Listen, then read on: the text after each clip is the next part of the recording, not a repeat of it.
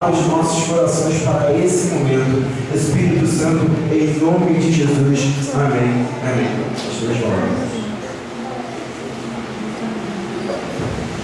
Meus irmãos, eu vos saúdo com a graça e a paz do Senhor Jesus. Amém. Os irmãos podem se sentar. É uma alegria muito grande para mim estar com os irmãos aqui nesta linda igreja para juntos glorificarmos a Jesus. Amém. Quero trazer uma saudação aos irmãos da minha esposa, da irmã Marcela, também do meu filho Lucas, que são uma bênção na minha vida, no meu ministério. Eu sempre viajo com a minha esposa, sempre viajo com ela. Mas quando é viagem de 2 dias, 3 dias, e às vezes acontece de cair no dia de semana também, como é o caso, eu vou ministrar segunda e terça na região serrana do Rio, em razão do ofício da minha esposa, que é advogada, em razão disso aí acontece ela não poder estar comigo. Mas trouxe um abraço dela, o meu filhinho Lucas tem 14 anos de idade, pastor, 1,85 m de altura. É grande a criança, viu? É uma bênção ele, mas eu tive que ligar para casa para que ele não esquecesse de ir para o culto, mas ele é uma bênção. Tinha o aniversário de um coleguinha da escola lá, e eu tive uma impressão assim que ele estava querendo ir para o aniversário e não estava querendo ir para a igreja.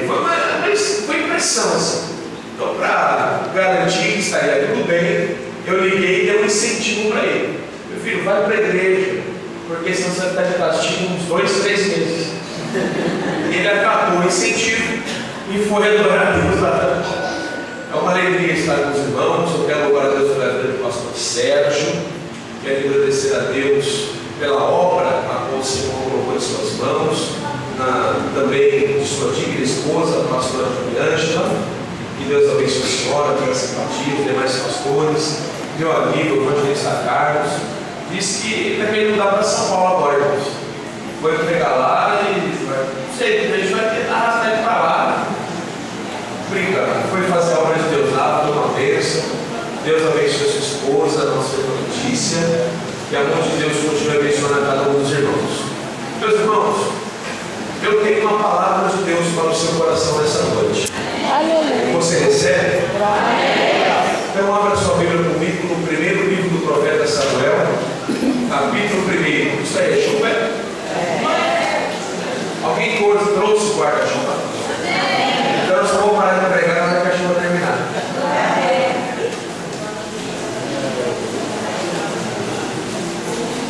Glória a Jesus. Teve um irmão aí que disse que fui eu que trouxe a chuva de São Paulo, não foi? Imagina. Meu Deus, olha só. Bênção. Primeiro livro do profeta Samuel, capítulo 1, versículos 5, o 6 e também o versículo de número 17. Você que encontrou, diga amém. Amém. Diz assim a palavra de Deus. A Ana, porém, dava porção dupla, porque ele a amava, ainda mesmo que o Senhor lhe tinha cerrado a madre, e a sua rival a provocava excessivamente para embravecer, porquanto o Senhor lhe tinha cerrado a madre. Versículo 17. Então lhe respondeu Eli e disse: vai-te em paz, e o Deus de Israel te conceda a tua petição que lhe pediste. Eu vou ler mais uma vez o verso 17. Então lhe respondeu Eli e disse: vai-te em paz, e o Deus de Israel te conceda a tua petição que lhe pediste. Amém? Amém. Meus irmãos, o primeiro livro do profeta Samuel especialmente o capítulo de número 1 e o capítulo de número 2, nos conta a história de um homem por nome de Eucana. E a Bíblia diz que este homem chamado Eucana era um homem temente a Deus, porque está inserido no texto que de tempo em tempo este homem subia para cumprir com as suas obrigações religiosas e oferecer sacrifícios ao Senhor. Então ele era, no mínimo, temente a Deus. Diz a Bíblia também que este homem, por nome de Eucana, possuía 2 esposas, e as 2 esposas eram legítimas por 2 motivos diferentes. O primeiro motivo que Eucana possuía 2 esposas é que no antigo Israel, devido à constância de batalhas, que Israel sempre estava envolvido, e a perda de muitos homens no campo de guerra, deixando milhares de mulheres viúvas com seus filhos desamparados, então no antigo Israel, o homem que retornasse com vida do campo de batalha e tivesse condições de assumir uma segunda família, para que pudesse dar abrigo e sustento aos que estavam desamparados, então ele poderia ter este segundo casamento e era legítimo. O segundo motivo que Eucana possuía 2 esposas e as 2 esposas eram legítimas é que havia uma antiga lei persa da humanidade chamada de Código de Hammurabi ou Código de Hammurabi. E no Código de Hammurabi estava escrito que um homem que fosse casado com uma mulher estéril e de comum acordo com a sua primeira esposa desejasse ter uma segunda para que pudesse gerar filhos e o seu nome não ser extinto, não se extinguir na história da nação, no livro das crônicas da cidade, então era permitido que ele tivesse esta segunda esposa e era considerado legítimo. A Bíblia diz que o nome de uma das esposas de Eucana era Penina, e a Bíblia enfatiza que Penina tinha filhos, pelo menos 2, e a Bíblia também diz que Penina tinha filhas, pelo menos 2, e diz o texto que Ana não tinha filhos, porque o Senhor havia lhe cerrado a madre, mas diz o texto que quando Eucana subia para oferecer sacrifícios ao Senhor, diz a Bíblia que ele pegava a melhor parte do sacrifício e dava nas mãos de Ana, e diz o texto que Ana entregava nas mãos do sacerdote, e o sacerdote oferecia aquele sacrifício em nome de Ana, a melhor parte. E quando ele oferecia o melhor de Ana para Deus, Deus derramava o melhor dele sobre a vida de Ana. Ou seja, a Bíblia diz que Eucana amava Ana, detinha o amor de Eucana a tal ponto de ele querer as melhores bênçãos de Deus, não para si e nem para Penina, mas para Ana. Então ele dava a melhor parte do sacrifício para que Ana entregasse e Ana recebesse o melhor da parte de Deus. Ele sabia que aquele que oferece o melhor para Deus tem de Deus também o melhor. Nesta noite, meus irmãos, eu sei que muitos imprevistos aconteceram na minha vida, na sua vida. Os irmãos foram me buscar agora, houve um acidente com um ônibus e uma moto, nos atrasamos. Se os irmãos não conhecessem o caminho de atalho, nós não conseguiríamos ter chegado aqui hoje, devido ao trânsito que está naquela região. São vários imprevistos que aconteceram, mas nós saímos de casa, debaixo das dificuldades, debaixo dos imprevistos, para vir ao culto hoje.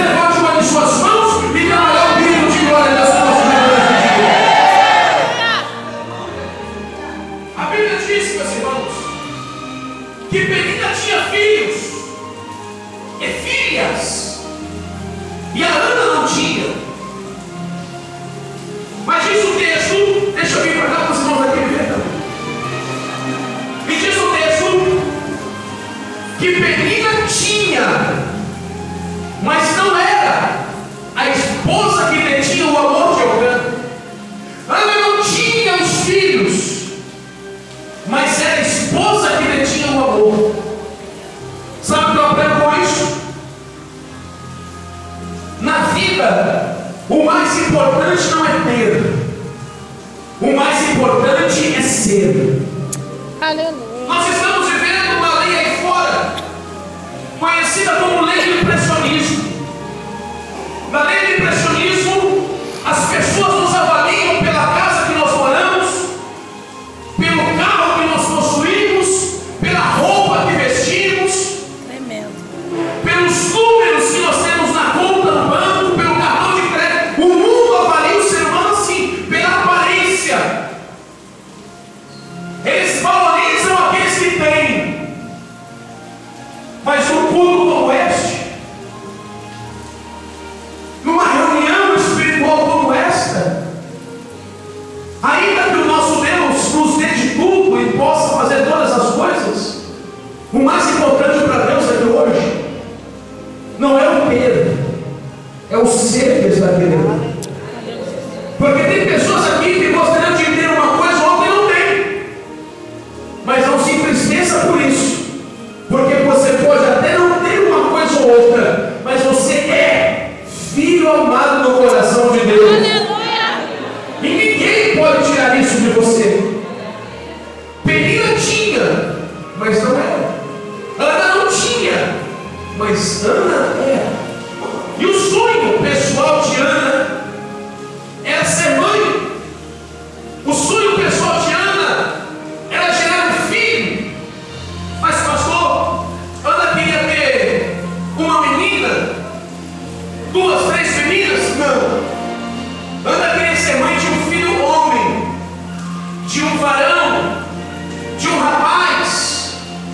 Porque se ela tivesse 10 meninas e não tivesse um filho homem, ainda assim ela seria considerada amaldiçoada, abandonada por Deus. O sonho de Ana era ser mãe de um filho homem. Este é o sonho pessoal de Ana. E sonho pessoal não é pecado. Ter sonhos pessoais é bom, porque são sonhos pessoais que nos motivam a caminhar um pouco mais adiante. São sonhos pessoais que nos ajudam a transpor as muralhas que a própria vida nos impõe a cada dia. São sonhos pessoais que nos ajudam a matar aquele leão de cada dia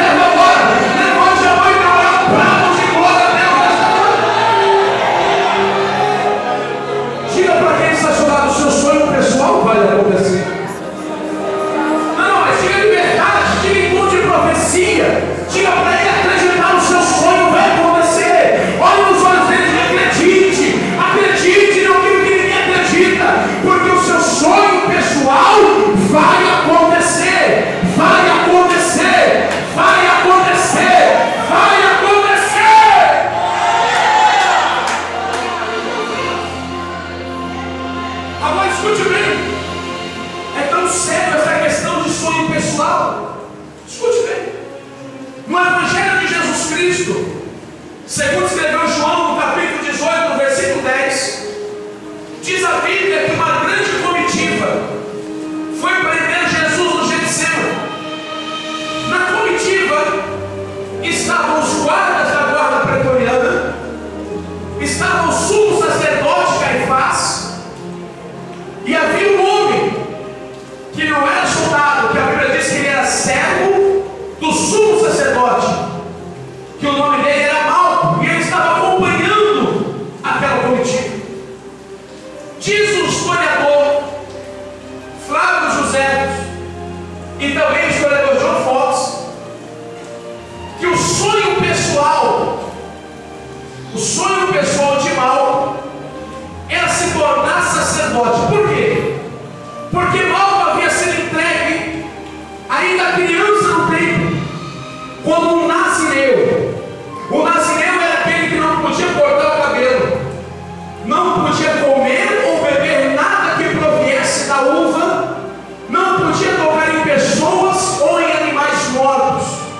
O nazireu estava separado, estava consagrado para cuidar apenas daquilo que fosse relacionado às coisas da casa do Senhor. E diz o historiador que Malco foi entregue pequeno ainda como nazireu, mas nem todos que eram entregues no templo poderiam ser sacerdote, porque para ser sacerdote deveria ser da linhagem da tribo de Levi. Haviam 12 tribos em Israel: Rubem, Simeão, Levi, Judá, Issacar, Zebulon, Benjamim, José, Dan, Naphtali, Gad e Aser. E para ser sacerdote deveria ser da linhagem da tribo de Levi. Mas para a alegria de Malco era da tribo de Levi, era da linhagem, ou seja, ele estaria apto a um dia receber a unção sacerdotal. Diz os historiadores que Malco cresceu no tempo, aprendeu o ofício, aprendeu o que fazia, qual era a obra de um sacerdote. E diz o historiador que faltando 38 dias para Malco receber a unção sacerdotal e ter o seu sonho pessoal concretizado, ele foi no Getsêmani. E diz a Bíblia que quando aquela comitiva chegou no Getsêmani e que eles foram prender Jesus, o irmão Pedro, com a sua paz, com a sua calma, com o seu controle emocional, temperamental, ele só desembanhou na espada. E diz a Bíblia que ele cortou a orelha direita de Malco. Quando Pedro cortou a orelha direita de Malco, os sonhos pessoais, os sonhos individuais de Malco, aquilo que Malco desejava para a sua vida, caiu por terra. Por quê, pastor? Porque no livro de Levíticos está escrito que para ser sacerdote não poderia ter defeito no corpo, não poderia ter membro do corpo cortado, ou jamais poderia receber a unção sacerdotal sobre a sua cabeça. A unção era derramada sobre a cabeça, sobre a palma da mão direita, sobre as pontas do dedo da mão direita e sobre a ponta da orelha direita. Quando Pedro cortou a orelha de Malco, ele não cortou apenas a parte estética do corpo de um homem, ele cortou os sonhos pessoais de toda uma vida. Mas Jesus Cristo de Nazaré estava do lado de Malco, assim como está nesta noite no Rio de Janeiro também. E diz a Bíblia que Jesus dobrou os seus joelhos, não chamou anjo, não chamou arcanjo, nem querubim e nem serafim. Diz a Bíblia que Jesus com as suas próprias mãos pegou a orelha de Malco que estava caída. E diz a Bíblia que Jesus restaurou a orelha de Malco novamente no lugar. Quando Jesus restaurou a orelha de Malco, Jesus não estava cuidando da aparência de Malco. Jesus estava dizendo: Malco, pode voltar a sonhar, porque eu estou dando vida nesta noite aos sonhos que foram cortados para a glória do meu nome. Levanta a mão porque eu vou profetizar. Levante, mas levante o mais alto que você puder. Eu sei que tem gente aqui, pastor Maria Ângela, que já projetou muitas coisas na sua vida. Eu sei que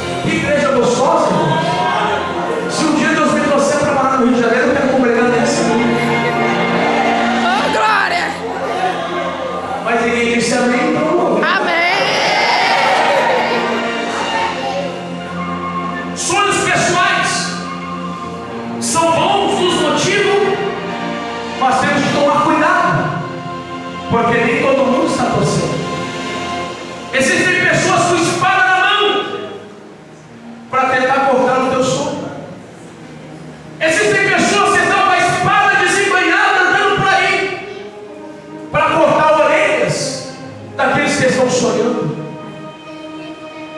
Mas o mais lindo que Jesus operou nesse dia, além de restaurar a orelha de Malco, foi que Jesus não expulsou Pedro. Jesus não mandou Pedro embora. Jesus não colocou Pedro por terra nem queimou. Jesus deixou Pedro do lado, pertinho de Malco. Sabe por quê? Para que Pedro visse de perto que a orelha que ele cortou estava sendo restaurada pelas mãos de Jesus. Eu vou te explicar para você entender melhor. Sabe aquelas pessoas que falam mal na sua vida? Sabe aquelas pessoas que falam na sua família? Sabe aquelas pessoas que você toda a vida ajudou e são as pessoas que mais te dão trabalho? Jesus não vai mandar eles embora no Rio de Janeiro. Jesus não vai mandá-los embora na rua da sua casa. Jesus não vai tirá-los do bairro de onde você mora. Poxa vida, pastor, você está jogando contra, agora não. Estou jogando a favor. Jesus vai deixá-los perto. Sabe por quê? Porque está chegando um dia na agenda de Deus, chamado dia da sua honra, dia da sua exaltação. E essas pessoas que sempre te olharam de cima para baixo, que sempre te desprezaram, sempre disseram para as pessoas que você não ia chegar a lugar nenhum, essas pessoas não vão estar longe nesse dia. Elas vão ter que estar perto para ver aquilo que Deus vai fazer na sua vida. Se você acredita nisso, só pregando no diabo mais uma vez. Levanta a mão e dá um grito de glória a Deus nessa noite.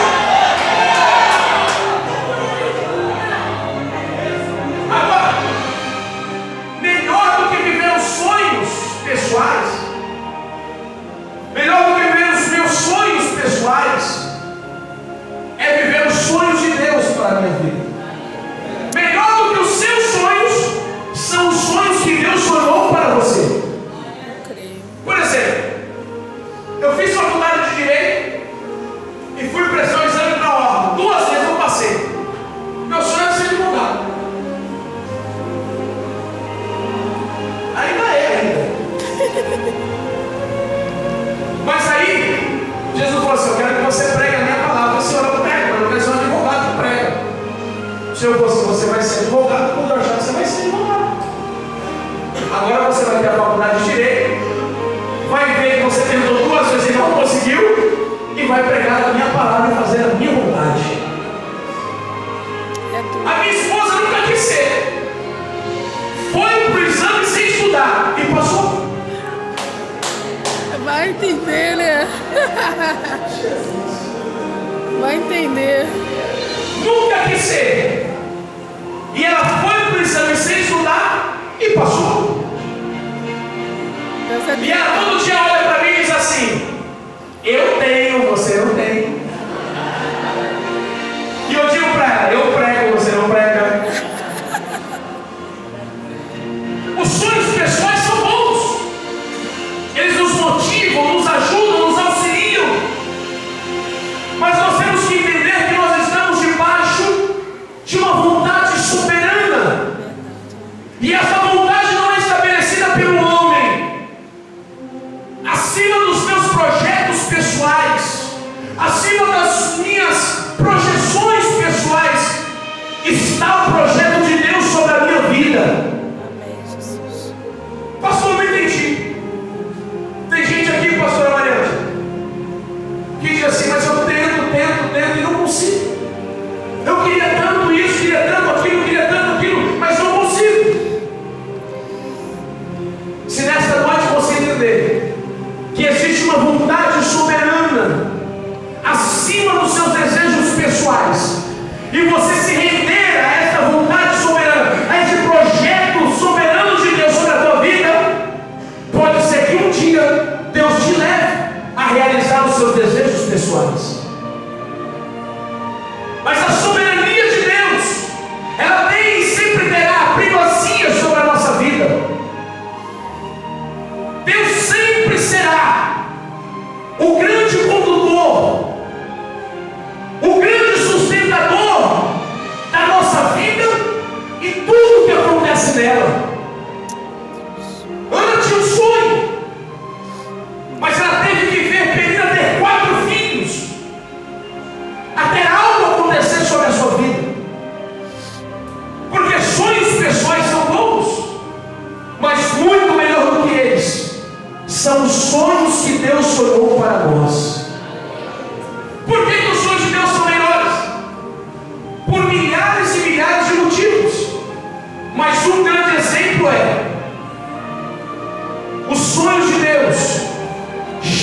mais podem ser impedidos sobre a nossa vida. Eu vou repetir para você dar uma glória a Deus gostoso. Aquilo que Deus sonhou para a tua vida, aquilo que está gerado no coração de Deus para a tua vida, não tem nada e ninguém que impeça que isso aconteça sobre a tua vida. A única pessoa que pode impedir o sonho pessoal, o sonho de Deus, de se concretizar sobre a tua vida é você mesmo. Se você sair dos projetos de Deus, sair da presença de Deus, deixar de perseverar, deixar de buscar, deixar de fazer aquilo que Deus colocou nas suas mãos, os sonhos que Deus sonhou para a tua vida não irão acontecer. Mas enquanto você estiver dentro da vontade de Deus, no centro dela, pautado na palavra de Deus, se prepare. Aquilo que Deus gerou no coração dele sobre a tua vida está prestes a acontecer para a glória do Senhor e da glória do diabo. Se você acredita que o nosso Deus é poderoso para isso, engrandeça o nome dele agora. Dá um grito de glória a Deus. Vou te dar um exemplo. Os sonhos de Deus são maiores do que os nossos. Pastor, mas eu tenho uma criatividade tão grande que o senhor nem imagina para sonhar coisa grande. Eu também tenho, meu irmão. O meu sogro tem um pedacinho de terra no interior de São Paulo, na divisa do Mato Grosso. Ele cria uns animais, um gado e tal, aquela coisa. E eu saio daquela correria de São Paulo, nasci na capital e moro na capital, mas Jesus vai me tirar de lá em nome de Jesus, diga amém. Amém. Porque é muito trânsito, é muita confusão, é muita pressão, eu quero sair daquele lugar. Mas quando eu estou no interior de São Paulo, lá na terrinha do meu sogro, que eu deito na rede, pego o coco lá do coqueiro da igreja, minha sogra fura com alegria, eu coloco ela no dia tomando uma aguinha de coco, balançando na rede, vendo o carro passar, eu começo a sonhar coisa grande. Começo a sonhar coisas grandes. E a minha imaginação, ela viaja. A minha criatividade é alimentada pelos meus desejos pessoais. Mas por mais que eu projete, eu jamais vou alcançar a dimensão do que Deus sonhou para mim. Quer ver um exemplo disso? Vou te provar na Bíblia. Você se lembra qual era o sonho pessoal de Ana? Ser mãe? Sim ou não? 10 meninas? De um filho homem. Esse era o sonho pessoal de Ana. Mas não era o que Deus havia sonhado para ela. Passou o que Deus havia sonhado para ela. Olha lá, capítulo 2, verso 21. Ela pediu um menino. Sonho pessoal. Mas não era o que Deus havia sonhado para ela. O que Deus sonhou para ela, capítulo 2, verso 21, diz assim: visitou, pois, o Senhor a Ana e concebeu. Era uma mulher estéril que agora estava gerando um filho. Independente que fosse menino ou menina, já era um grande milagre, amém? Amém. Mas como o nosso Deus faz a obra e faz por completo e bem feito, olha o que diz o texto: visitou, pois, o Senhor a Ana e concebeu. E teve... Não, peraí. Quantos? 3 meninos. E para adornar a casa, encher a casa de sapato e de bolsa, 2.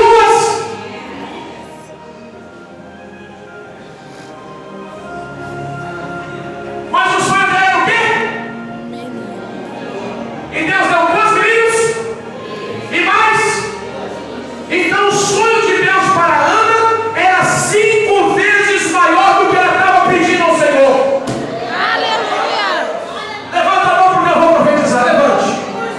Mas levanta com vontade. Respira fundo para dar um grito de glória se essa profecia servir para a tua vida. Jesus não vai fazer o que você está pedindo. Jesus não vai dar o que você está clamando. Segundo a palavra que eu estou pregando, o sonho que Deus tem para a sua vida é 5 vezes maior daquilo que você está pensando. Jesus vai fazer 5 vezes mais sobre a tua vida, sobre a tua família, sobre os seus negócios, sobre o teu ministério. Quem acredita nos 5 vezes mais, levanta a mão e pega, dando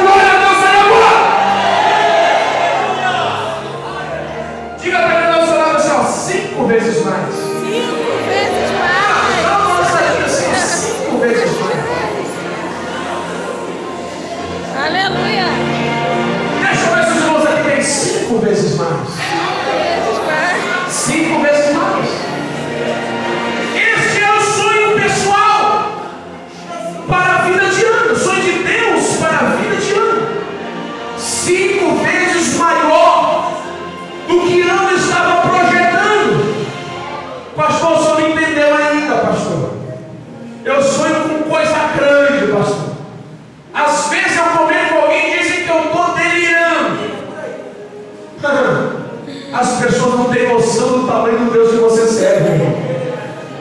O que Deus vai fazer na sua vida é 5 vezes mais. Você será surpreendido pelo projeto que Deus já gerou no coração dele a teu respeito.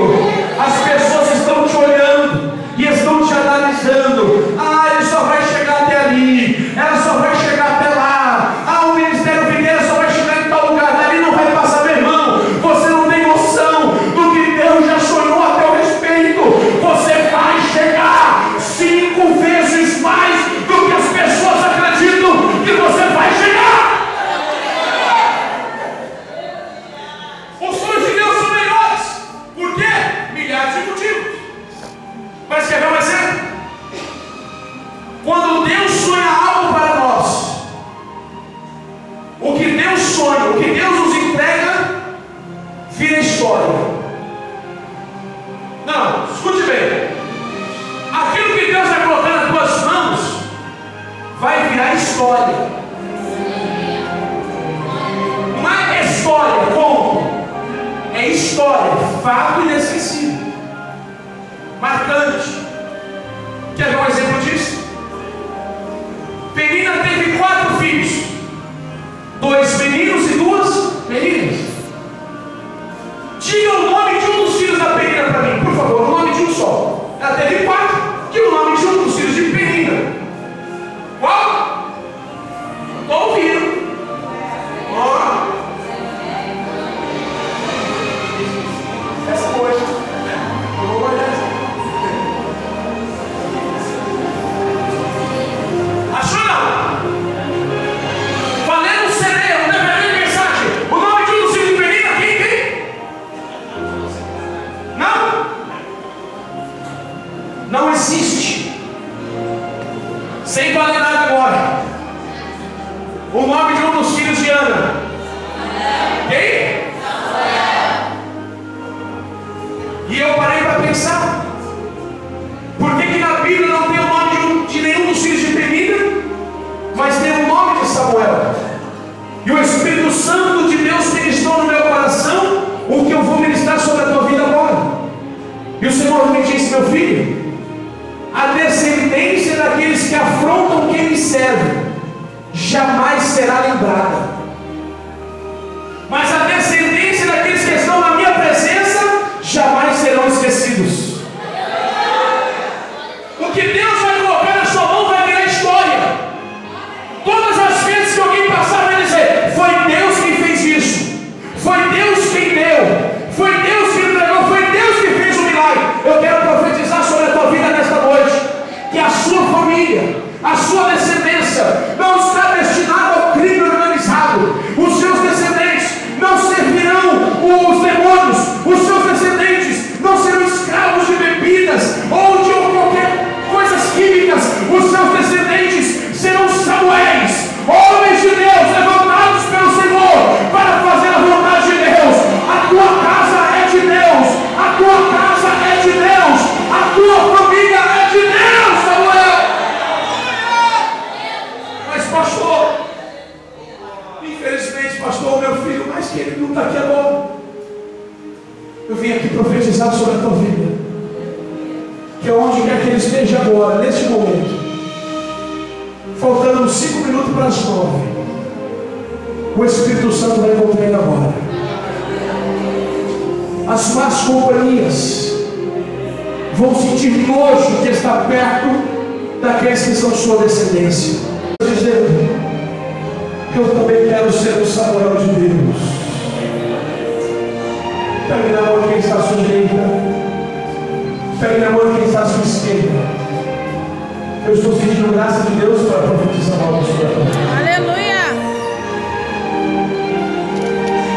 Enxugue as suas lágrimas de tristeza, porque ainda há esperança para a sua família. Aleluia, Deus! O Espírito Santo está falando forte no meu coração. Lamante e derrácia. Esta vida a qual você tem se preocupado, esta vida a qual você tem derramado as lágrimas, fique tranquila, fique tranquila.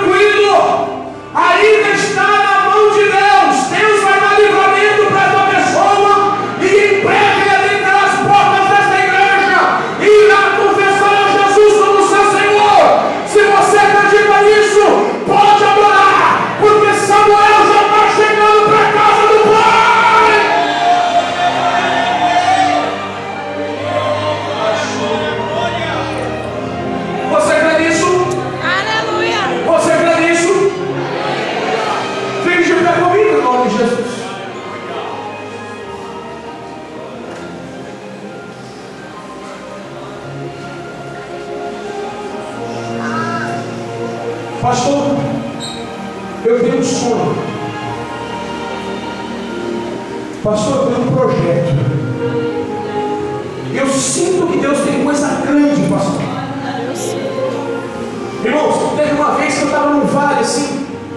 Não tinha um ponto para o vale, mas eu estava numa situação, tudo dando errado. Mas dentro de mim, eu senti algo que dizia assim: vai acontecer coisas grandes. Mas só que ao redor, eu não chegava às possibilidades das coisas grandes, porque o ser humano procura possibilidades. Verdade. É normal, nós somos racionais. Mas Deus não trabalha na racionalidade do homem. Deus trabalha numa dimensão sobrenatural. Aleluia, Deus, por isso. O ser humano, para fazer um púlpito bonito como este, precisa da matéria-prima. Deus não. Deus, ele traz à existência aquilo que não existe. Verdade. E quando ele cria, a impressão que se dá é que já existia aquilo. Talvez você esteja numa situação como essa. Você tem um grande sonho, um grande projeto. Sente que coisas grandes estão prestes a acontecer na sua vida. Aleluia. Mas você olha para a direita, para a esquerda e não vê as possibilidades. Não vejo nada. Eu quero te convidar agora a rapidamente sair do seu lugar e vir aqui à frente, porque eu vou orar pela sua vida. Amém. E o sobrenatural de Deus vai acontecer. Eu creio. Pastora, na hora que eu dobrei os meus joelhos aí, na hora que eu cheguei, eu falei: Senhor, eu te agradeço por o Senhor ter me trazido em paz e com saúde. Aleluia. Mas eu quero que o Senhor me revele o que o Senhor tem para esta igreja. Oh, Jesus. E o Senhor me mostrou, pastor, claramente, como se essa igreja brilhasse no meio de uma escuridão. Como se o nome que Deus deu, que Deus colocou no coração de vocês, brilhasse no meio de uma grande noite. Eu falei: Senhor, o que é isso? E Deus me disse: eu estou colocando esta igreja, Deus me disse, em um novo tempo. Aleluia. Em uma nova dimensão. Glória a Deus. Coisas grandes, Deus me disse, amante o merece. Eu vou realizar não somente nesta região, mas em todo esse estado, diz o Senhor dos Exércitos. Muitos vão dizer assim: grandes igrejas não têm coragem de fazer o que eles estão fazendo. Mas Deus me disse que Ele escolheu vocês. Aleluia. Que Ele separou vocês, porque eu vi uma multidão de almas que adentrava por esses lugares, machucadas, pessoas feridas, precisando de quem cuidasse com amor.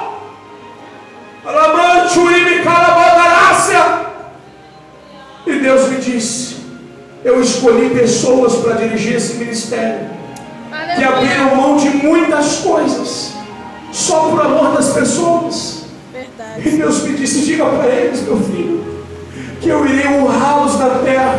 Aleluia. Que eu vou soprar o nome deste ministério nos quatro cantos desse estado, e o meu nome será glorificado e será exaltado. Eu creio, Jesus. Deus me diz que por esses dias um grande milagre será realizado nesta igreja. E este milagre não será realizado por pessoas que vão vir de fora.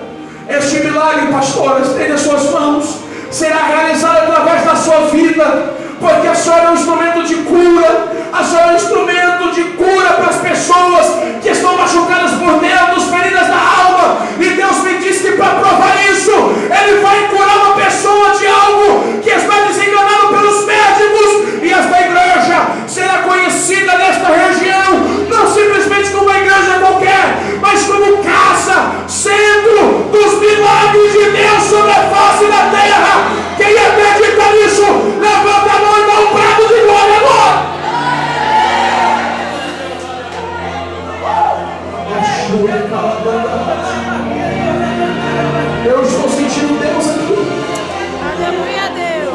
Eu estou sentindo Deus aqui. Aleluia. Eu sei que você não vê possibilidade, mas creia no sobrenatural de Deus sobre a tua vida. Vai acontecer. Eu creio, Senhor. Vai acontecer. Aleluia, Deus. Vai acontecer. Vai acontecer. Eu vou orar pela sua vida aqui agora. E eu vou profetizar o que Eli profetizou para ela. Vai em paz. Eu estou sentindo Deus aqui nesse lugar, irmão.